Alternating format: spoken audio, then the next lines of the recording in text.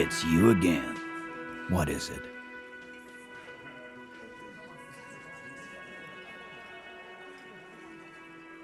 Why?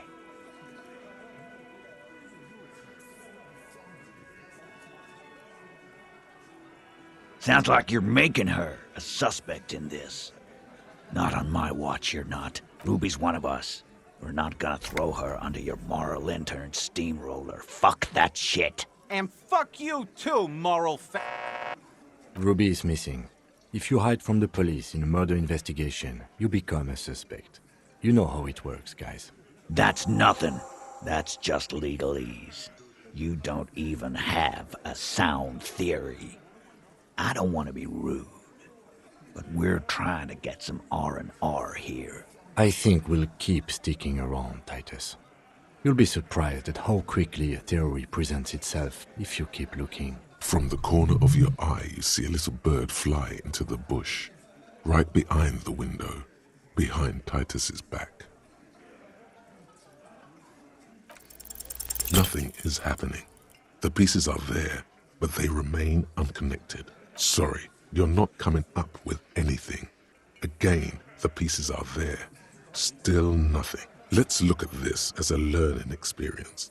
What are the components you need to implicate Ruby? His wife left him. He needs to kill himself. Make her sorry she did. No. He needs to say, 500 layers and I can't remember the first line.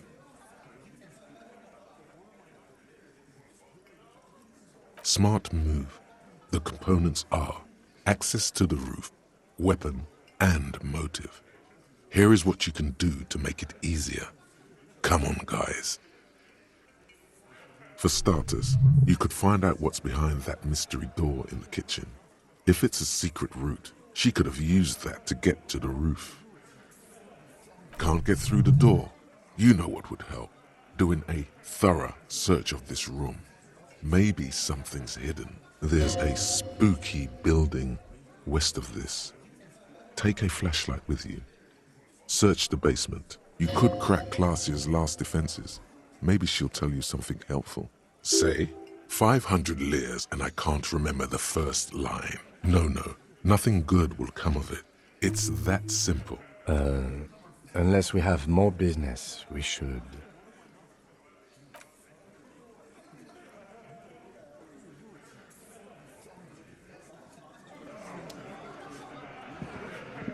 Behind the dockworkers, the men are talking, but you swear you hear those black limbs tap on the window as the wind blows.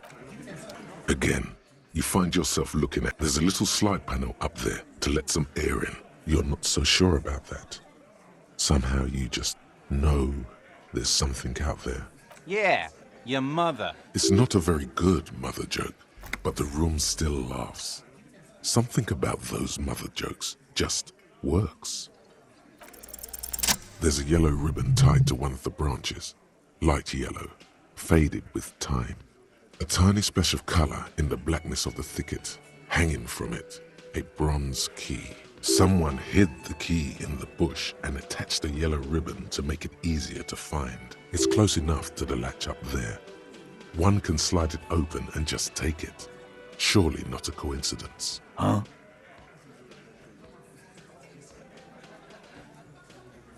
I'm not your janitor, cop. I don't even know what you're talking about. There's nothing there. If he says it's there, it's there. I don't know about that. I'm comfortable here. Don't think any sliding would really help right now. Sorry, fucko. I'm gonna enjoy the sight of you in the bushes out there. With a loud thud, the old man stands up, pushes the window open, grabs the key from the hawthorn branch and slides it across the table to you. The key is brass. Workshop spare is etched into its bow. The old man closes the window and sits back down in silence. Come on, man. We were just having some fun. Where's the harm in... I'm tired of listening to your shit.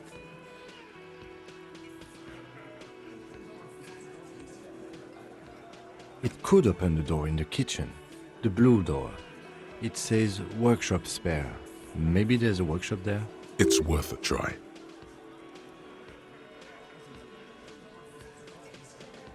Don't thank me. I don't give two shits about your key. There is a silence around this man's words.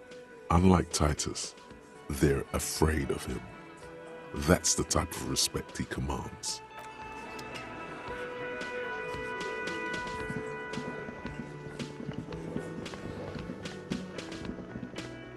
You see a heavy steel door with a prominent dimple lock. It's painted blue. It could be connected to the barred door up. The key fits the dimple lock. It takes a bit of effort to turn it after all these years. But then, the lock clicks. Dust rises before you like mist. A tomb? Haunted by regal spirits from distant ages. No. Smells like engine grease and cut wood. A workshop.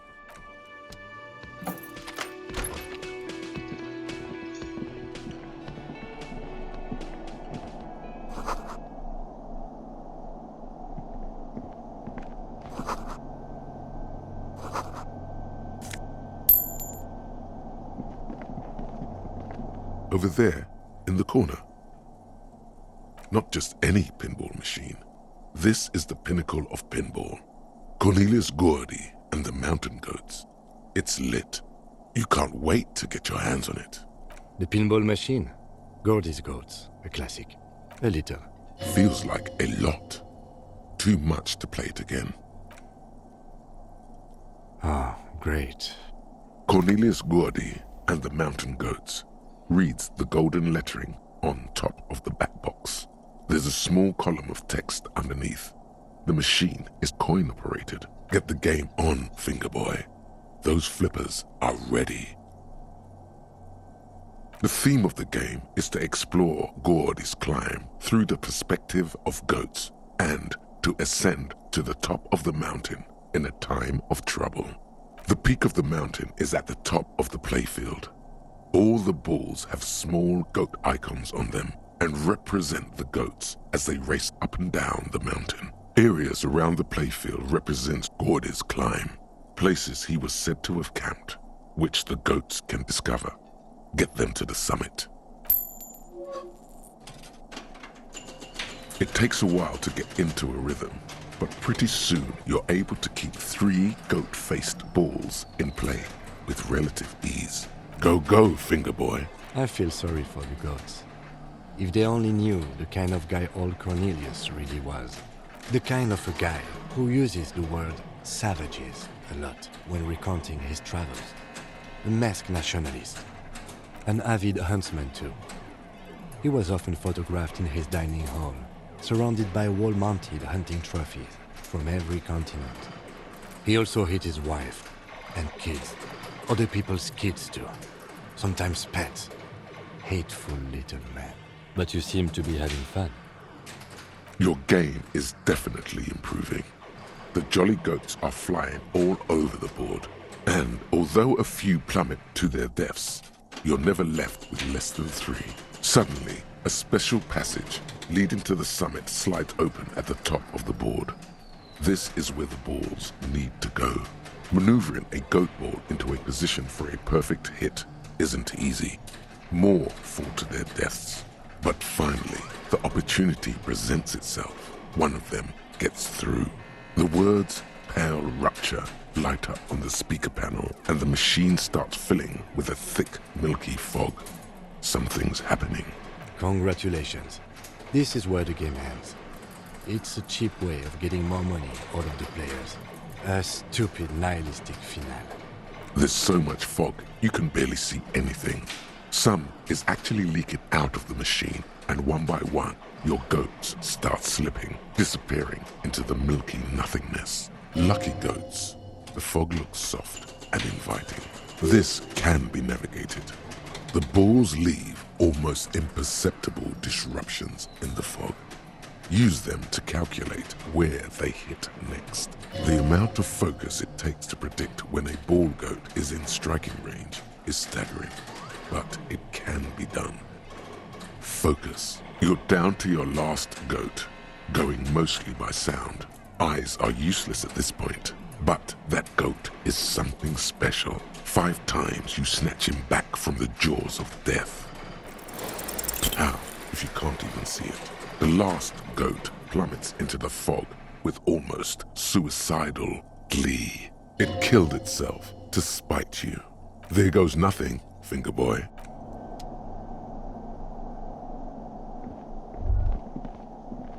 All these mesmerizing machines, just waiting to be plugged back in and played. Feels like it might jump back to life any moment, the lights illuminating the white-robed woman. Some kind of inane pinball theme, probably related to Messina during the DeLorean age. The history themes are the worst. The lieutenant grimaces, looking at the machines. You can't fire them up. They are broken. Only that one machine in the main hall works. The Royalist Pinball. What a dumb name. Royalist Pinball. If they weren't broken, he would kick one of these machines about now. No, I love it. I love pinball. Who doesn't love pinball? He doesn't. No. It's strange that he doesn't like pinball. Us? Stop. Okay. I don't like pinball because I had to learn to play it for an undercover job at a pinball ring. And it's a lame, boring and unchallenging game. There. We can move on now. Super. Tip-top. This went pretty well, all things considered. This small elevator is dimly lit by a bulb that's been glowing for ages. The latticed cage is open, inviting you to step inside. Smells of nougat and sweat. Your head brushes up against the ceiling. There is a control panel to your right, and just enough room for 2 people to fit in. The maintenance card under the control panel reads, Last maintenance, 10th July, 88. That it does. I say, let's brave it. At the end of the last century. Look on the bright side. If it fails, we will only sustain minor injuries. I'm talking 3, maybe 4 months in the hospital. Maximum 5. It appears his whole enthusiasm is sarcastic. Seems like a small freight elevator for transporting machinery. For that, it's pretty quaint.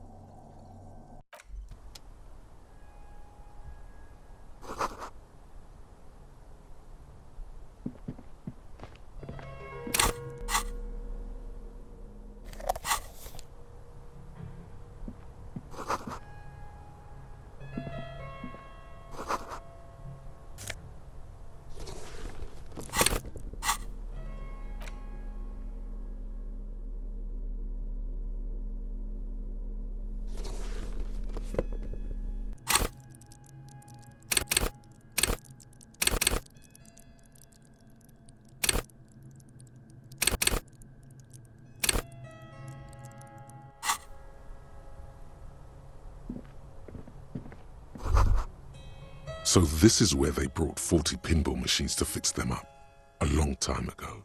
Everything is covered with dust now. The lieutenant looks around the dusty, crowded room, inspecting the tools on the shelf. Looks like it. I'm guessing Martinez North 22 used to be a pinball arcade before it became a hostel? A creak. Some dust falls off a shelf. Downstairs in the hall, next to the main door. One of them even works. I've seen one of the artists bang away at it. But then it went bankrupt. Your skin crawls from making the connection. If that's true, then our cafeteria manager is not going to like it. We should tell him what we found up here, omitting that suspicion. He does not appear to be the kind of man who likes his establishment to be part of a neighborhood ghost story about bankruptcy. Stupid superstition. But still, it would be interesting to see what the cafeteria manager thinks of this. It's not a ghost story. It's a curse, and God ought to be made knowledgeable so he can perform counterspells. At some point, 20 years ago, 15 maybe, before pinball went out of vogue.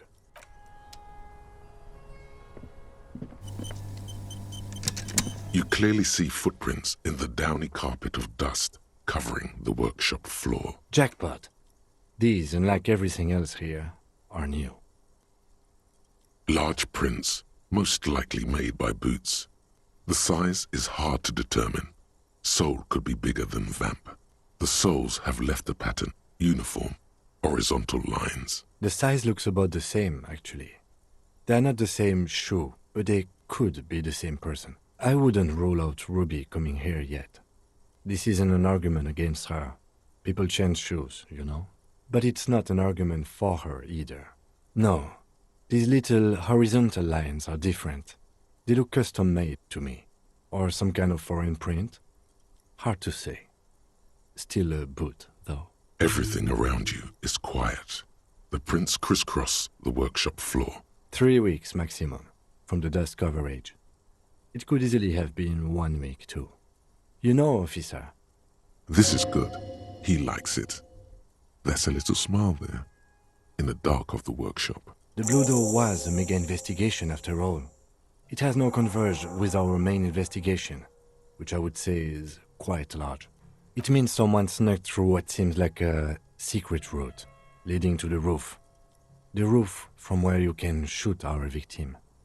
This is significant. These prints, officer, could be the prints of our killer. And if not, at least they're a good argument for this Ruby doing it, to present to Titus.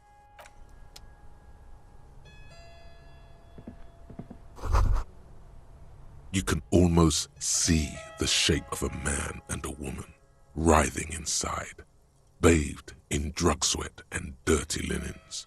Bottles lie around everywhere. You can barely see through. Better not to jump to sensationalist conclusions here. The footprints on the floor, however, definitely suspicious. You lean closer to the peephole instinctively. I bet they're doing something quite unnatural.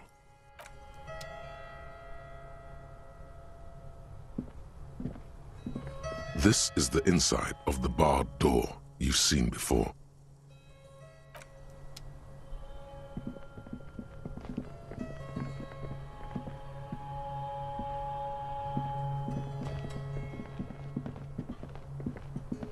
This is the inside of the bar.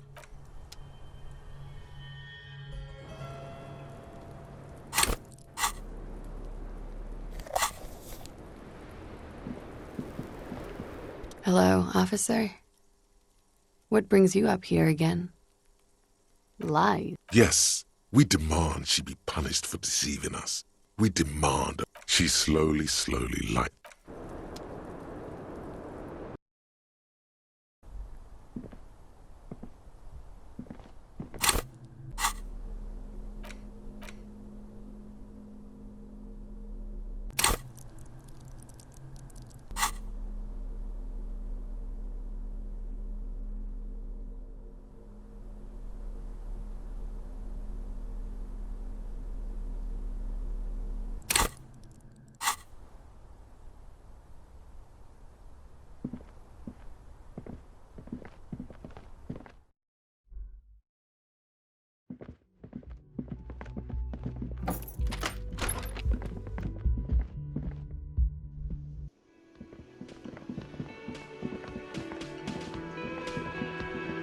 Hey, was there something you needed? Another thing. Great. I love those. Oh, okay. Well, I do hear you make noise back there, so good for you. He's really holding himself back here. It takes a lot of willpower not to ask. Obviously, he's been wanting to know what's behind the door. Okay, what is back there? Ha!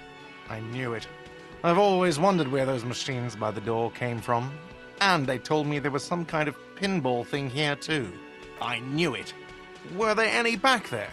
In working order, I mean. No, I was just wondering if you found pinball machines there. He was wondering about something business-related, about how much money he could make of one.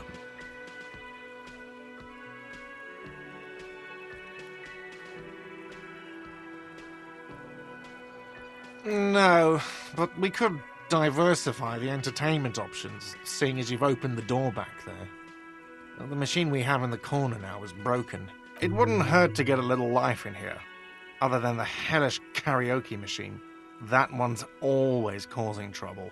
Yeah, those numbers he's adding up must be making good sense to him right now. Sounds like he cares about the place. He's not going to be overjoyed to hear that it's part of the doomed commercial area. He should still know.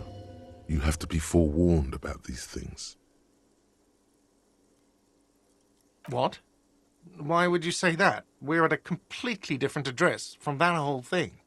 So he knows of the doomed commercial area and its address. He's thought about this. I've been working here for a long time, and that intercom has never been used by the Whirling.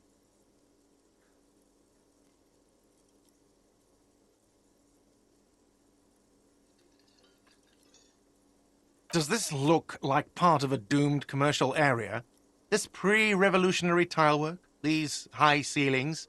The nice rooms? Well, most of the rooms. For 14 years, man. That's how long I've worked here. I've kept this place up through hail and through sleet. Fuck me, if some doom ghost...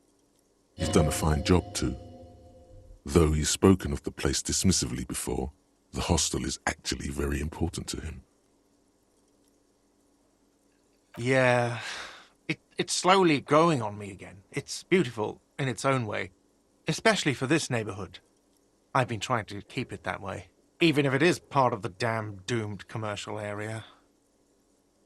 I don't place much stock in the curse and so on, but the label frightens the clientele. Who wants to stay at a doomed hostel? Everything's doomed enough without that. Some real estate management company. They never come around here, just collect money from afar. Well, it sure as hell wasn't the real estate company. It was you? You look surprised. What? It's a great name, I know. Cafeteria managers come up with great names too. It's from a song. Hail, Holy Queen, by the Ateniers. Hail, Holy Queen of the Sea. You're whirling in rags, you're vast and you're sad. Good pick. What about them? One is a basement dive frequented by chain-smoking communists. I can't tell you how sick I am of Kraz Mazov and Ignis Nielsen and all those old ghosts. He's hesitating, not sure if he should share this information with you. Encourage him. The other is a kebab cart. It's very successful in its way, but it's nothing like the Whirling. Luck has got nothing to do with it. I need to think about where I'm going to place those pinballs. I have a feeling they're going to help. Against the doom, it's implied. So, if you didn't have anything else to tell me about my establishment, can we, wrap it up? What wall? I'll have it fixed at once. Thank you for letting me know. I assure you, the Whirling does not abide spying on its guests. The color has drained from his face. Absolutely not. Fuck you for even implying it. It wasn't me. It wasn't my staff. The establishment will look at it and ascertain what it was. Well, he's definitely not lying. He wouldn't endanger this business like that. Sir, he was only asking a question. It's his job and mine. See that it's covered. Yes, I absolutely will. Sorry, it's been a bit of a day. And now a hole in the wall. Thank you. I'll patch it up personally. Was there something else about the establishment? I hope not. Yes?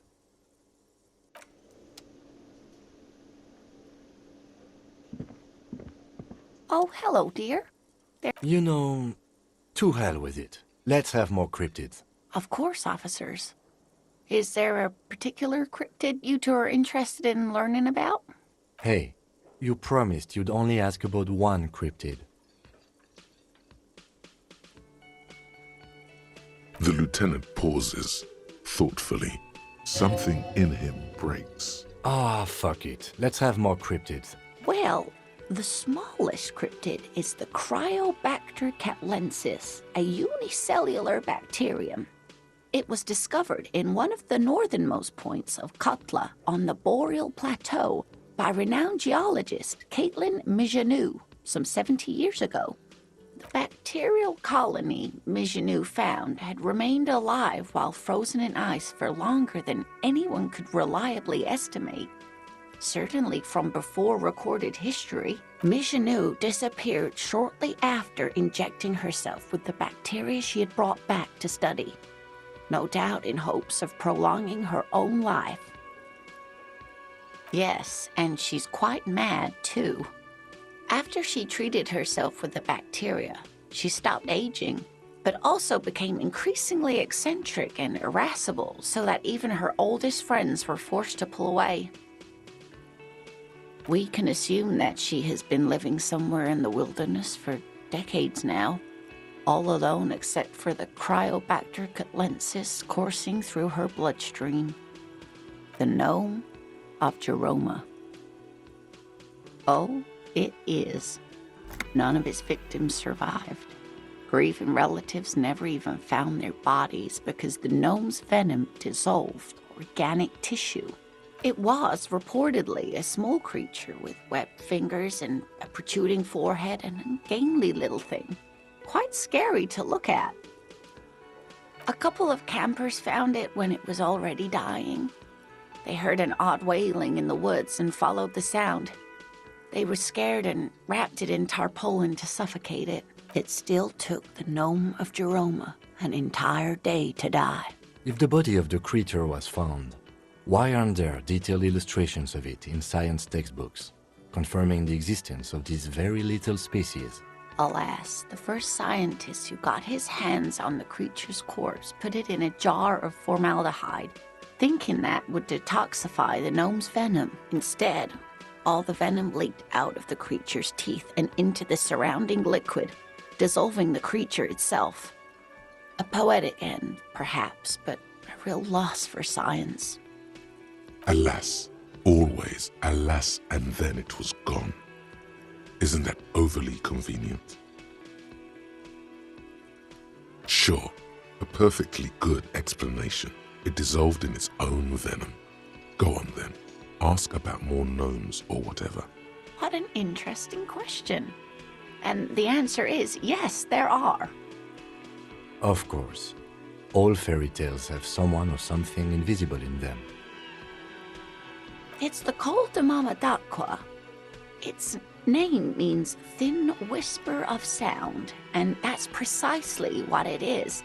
Self-replicating sound waves, invisible and intangible.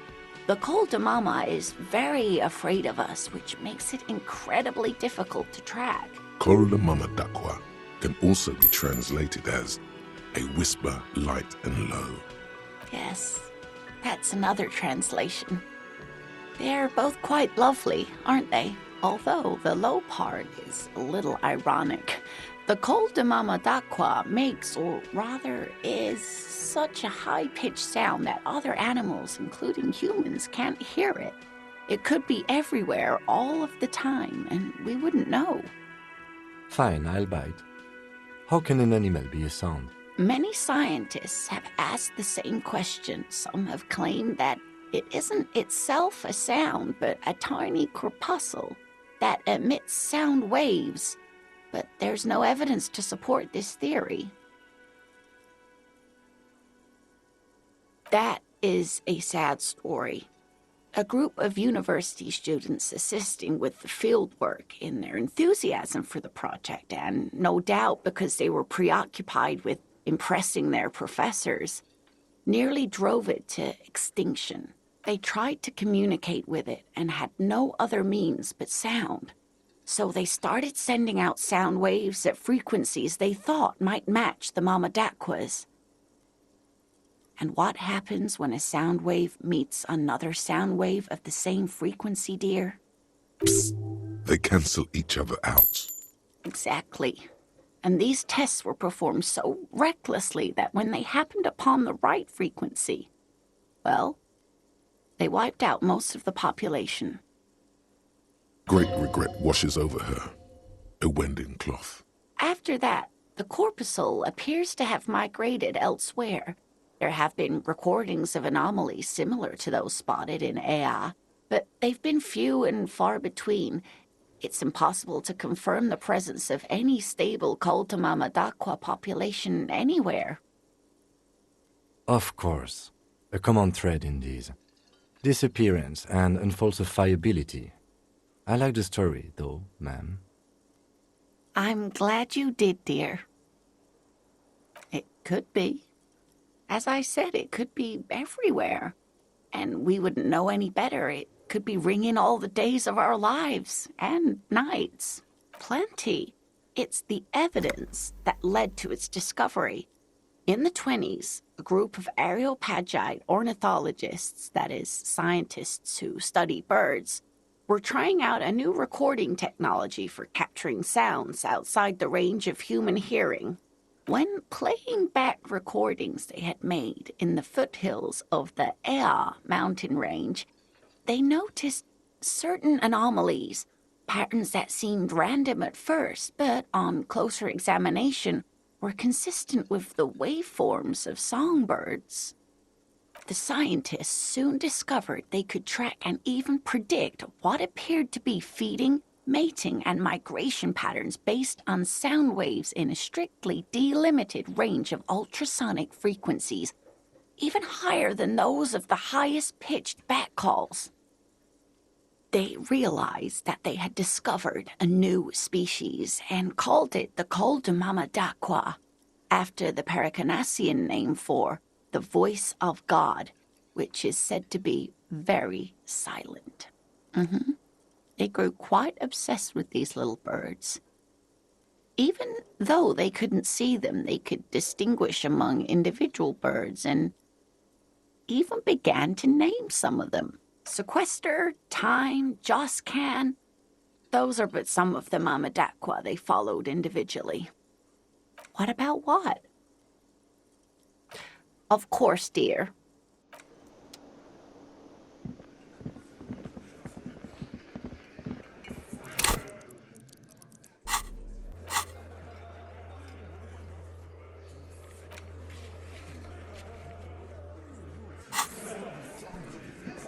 It's you again.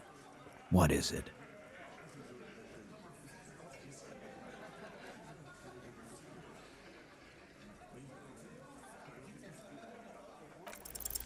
Oh no, your mouth is open. Stop. Say something. If you say something, you can. Sure, there's a. You could. It's that. Unless we have more business.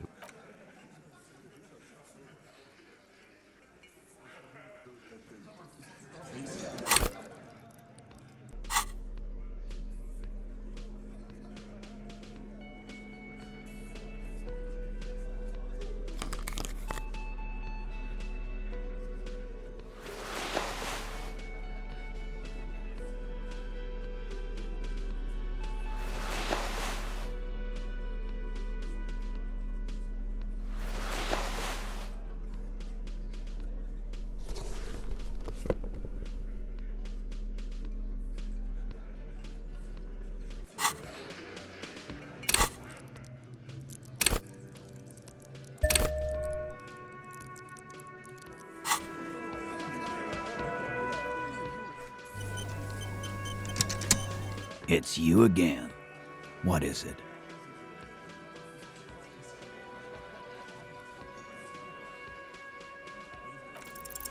A sudden flash of lightning in your neocortex. The hostel cafeteria is lit by its airy blaze. Floor plans, bullet trajectories, webs of human emotion, all channeled into a single thought. So that's what you were squinting at. You were trying to come up with a theory, weren't you? That she did it. Yeah, he was cobbling together shit so he could put her away. It's RCM 101. Well, let old Titus set your mind at ease then. She didn't do it. She was here all night. Sunday night, 11:30 to 12:15. She was here all that time? Yeah, with us, drinking, near the stage there. No. That's a lie.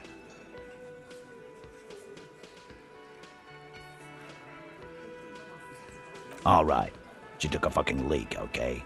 For one moment. Maybe went out too. She has an operation to run from her lorry. We're not getting into what that operation is again, Cope. And just 'cause she was gone for 5 minutes doesn't mean she magically got to the roof and shot him. I've been through this. It's not plausible. All right, we're in. We got Ruby unaccounted for sometime during the window. This was crucial. Now let's place her on that roof. Oh. People say there was a pinball arcade here, sometime before the hostel. What was it called, Theo? East Delta Pinball Arcade. Weird place. Went bankrupt. Okay, but how'd you get up? There's no room for a staircase in this building. Or an elevator, for that matter. The elevator is outside the building. It's an old dumbwaiter used for moving pinball machines up and down from the workshop. Ruby could have gone up, shot him, come down, all under 7 minutes. That's quite the theory. We need to have a look at that secret passage, boys. I'm on it, boss. Right when the law clears, me and Angus are going up there. It's a dumbwaiter, not an industrial lift. How about I go instead of... Just now. You got something else to back this route up? Or is that it? Why not? You can't draw a straight line into Clausia's window from any of the surrounding buildings. Not from what I know about Martinez. Maybe from the coast. I've been too busy with this shit to see if it's possible. So no, I don't think it was a sniper. It was close up. 72%. There's a percentage and all. Where'd you get it from? Your guys in the lab? Definitely lie. The truth is not credible. Wouldn't hurt to have one of those in Martinez. What else have you got that puts her on the roof?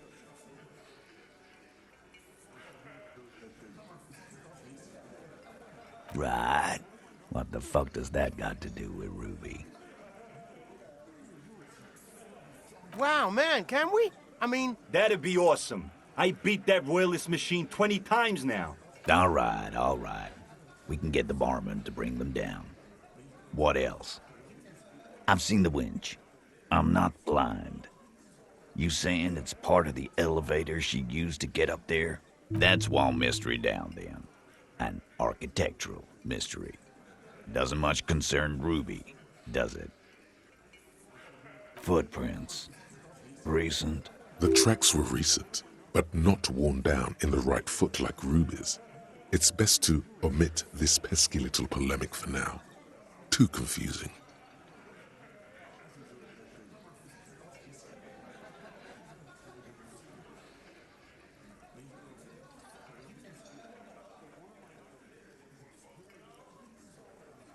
What else could you make out? How recent? What size?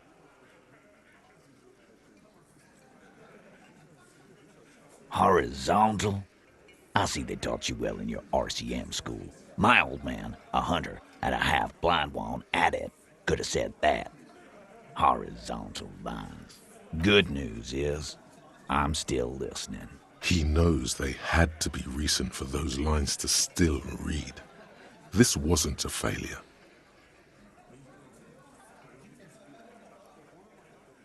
I don't like guessing, Cole. No one does. It opens the steel door in the kitchen, the one that leads upstairs to the roof.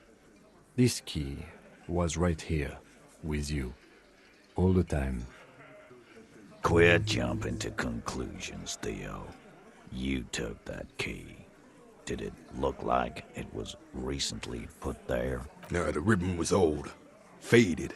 It'd been there for 20 years at least.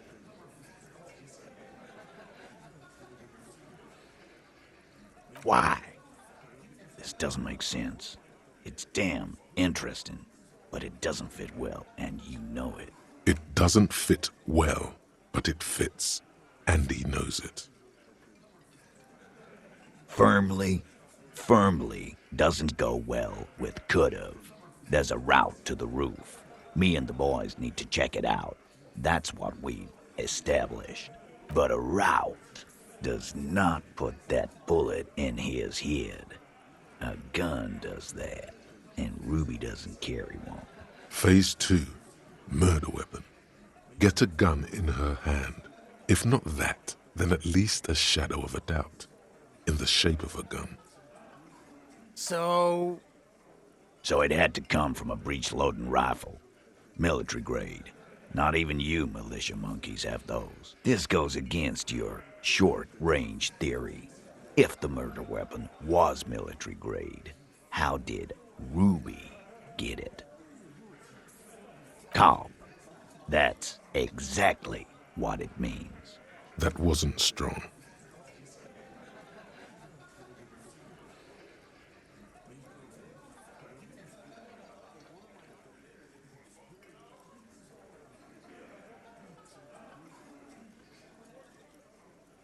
Yes, goddammit, I know what a 72% chance means. It means there's a 28% chance it isn't that.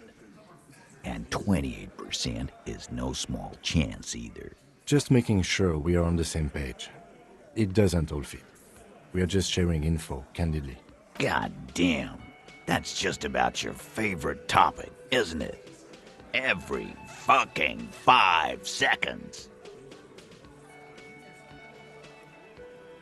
Trouble. This is Revachol.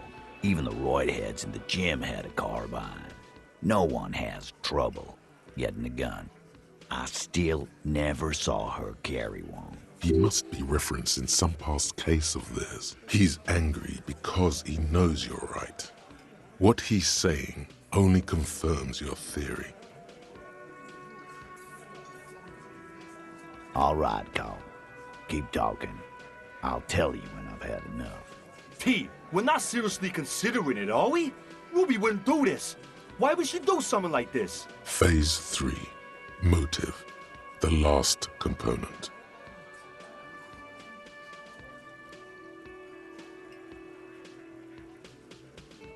And I suppose you have a theory on that. Think about it. Why go through all that effort? It was her idea, wasn't it? The hanging. You went along, but she suggested it. She had, like, a fully formed plan and shit. Right when she came back downstairs. really, Shanks? Claudia wanted to talk to another girl, that's all. She was just the first one up there. I could have come up with that plan if I'd have been first. Time for a logics demonstration.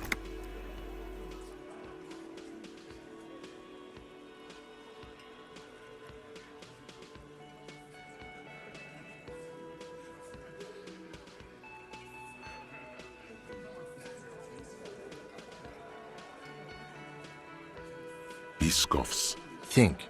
You kill him. Get up there. Shoot him. Get down. The man is silent. If she used us to cover her own shit up, well, that's a serious violation of the Hardy Code, boss. Which is why she didn't. She would never do that. Why aren't more of you defending her? This is fucking stupid, Titus. Glenn, I thought the same thing when she skipped town and left us in this shit. Oh, so he didn't rule her out completely. And she skipped town. This is good.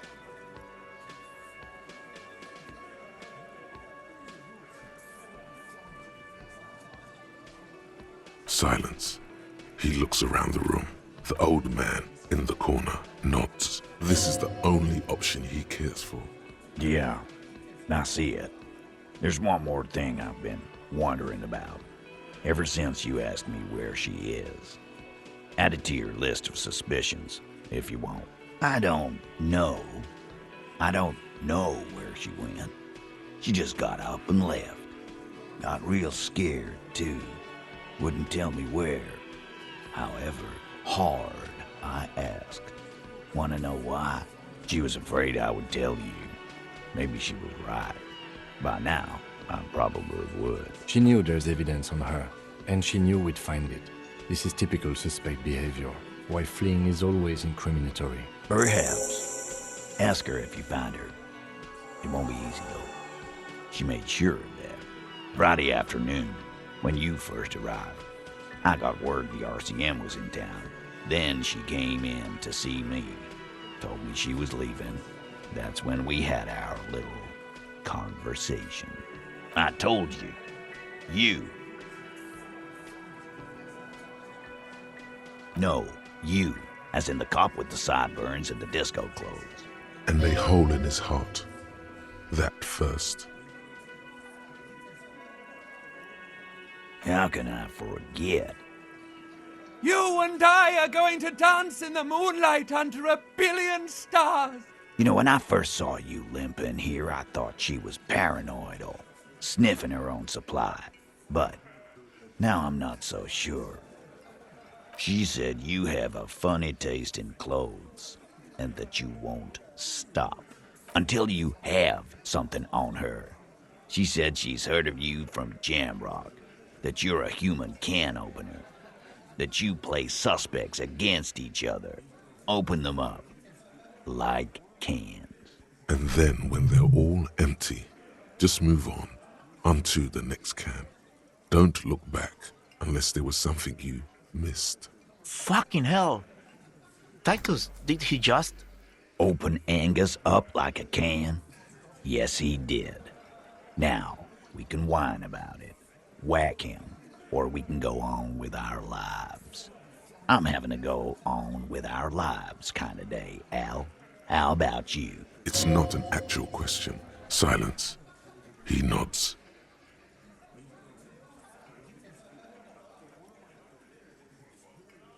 You are insistent. Yeah, there was something else. She wouldn't tell me, though. I could see she wanted to. It was burning on her lips. This caught Titus. This caught he. But she was too scared. She's not far. We know that much. She didn't take her lorry, so she's on foot. Good fucking luck, man. She knows this place like the back of her hand. You'll never find her. Yeah, Al. And we won't either. She's not really a hardy candidate anymore, is she? She's not, Glenn. A little. On the coast. Where have you looked for her, more precisely? More precisely, on the coast, past the waterlog. She's not here, so I'm thinking she's there. Sure, there's some shithouses there, a cinder block town. The fisherfolk there refuse to unionize, so that's one place we haven't looked. I hear they have a shack where junkies sometimes crash. Time for you to step up. We will start there. One more question. What does Ruby look like? Boyish. Hair's red. Dyed. She looks like a Lowry man. The what now? I have no idea. Boys? She said she's building a pale emitter. What? We were talking about radio equipment. She said she's doing Ulan frequencies at a pale something. I don't know more. This guy barely understands what he's talking about. There you have it. Pale something. It feels like you'll get to know soon enough. It'll have to. His grip is firm and reassuring, like holding a piece of unpolished granite. Not just granite, tightly packed RCM sergeant material. No, he already is a sergeant. That's what you're feeling. He just wasn't sure what you are.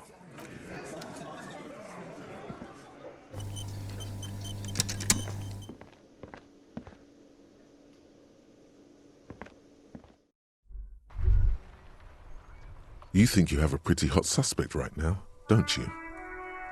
Notice how it came together without casting too much suspicion on Classier. It was nice and Ruby-centric in the end. Anything strike you a bit off about this mishmash? Absolutely. It could have come from anywhere, but you're suddenly so certain it came from the roof behind the window. Good point. It is rather rare these days, but do continue. No, they didn't. Notice how this hasn't come up at all. Even Hardy and his boys didn't mention it. Neither did you. That's right. Finish thought. Just finish it and conveniently go on.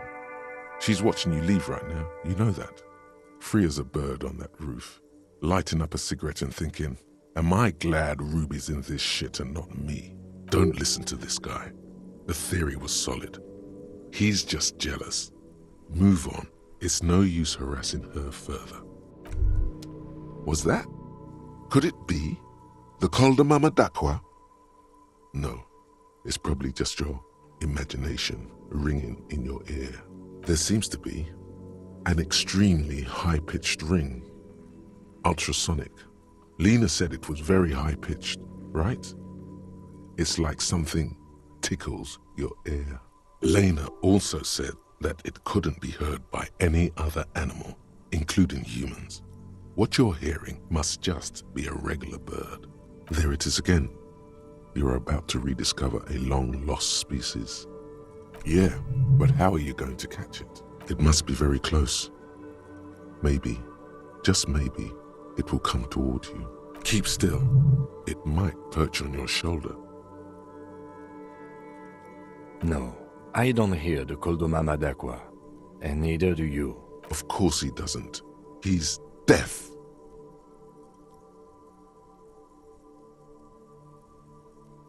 Oh no.